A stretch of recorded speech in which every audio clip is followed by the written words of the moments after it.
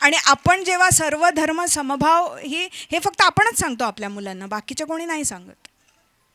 तेव्हा मग मागे आर्षविद्या समाजम नावाची एक संस्था आहे केरळमध्ये, ती अशा मुलींना परत समाजामध्ये म्हणजे घरवापसीचं कार्य करते. तर त्याच्यामध्ये एक मुस्लिम होऊन परत हिंदू झालेली मुलगी आहे, श्रुती म्हणून. तिचं पुस्तकही आहे याच्याबद्दल, माझ्या प्रत्यावर्तनाची कथा हे त्याचं मराठी शीर्षक आहे. तर तिने सांगितलं होतं की तिचं कसं मतपरिवर्तन झालं. ती केरळमधल्या एका हविक ब्राह्मण कुटुंबातली मुलगी, म्हणजे घरामध्ये सगळे कुळाचार पूजा बिजा सगळ्या व्यवस्थित व्हायच्या. ती कुणाच्या प्रेमात पडली होती अशीही गोष्ट नाही आहे, प्रेमामुळे हे तिचं झालेलं नव्हतं.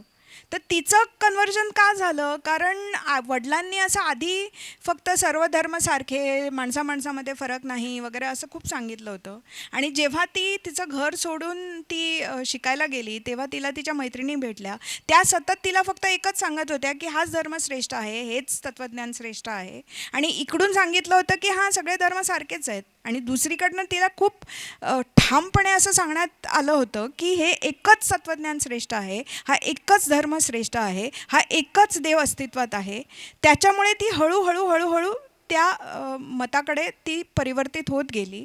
आणि त्याच्यानंतर जेव्हा तिला वडिलांनी जेव्हा कळलं तेव्हा त्यांना शॉकच बसला अर्थातच. तेव्हा त्यांनी तिला खूप तिचं मन वळवायचा प्रयत्न केला. तेव्हा ती म्हणाली वडिलांना की इतकी वर्ष तुम्हीच तर मला सांगत होतात की सर्व धर्म सारखे, मग आता तुम्हाला काय फरक पडतो, मी या धर्मात राहिले की त्या धर्मात राहिले. दिस इज लॉजिकल राईट. तर हे आपण आपल्या मुलांना सतत सांगत राहिलं पाहिजे.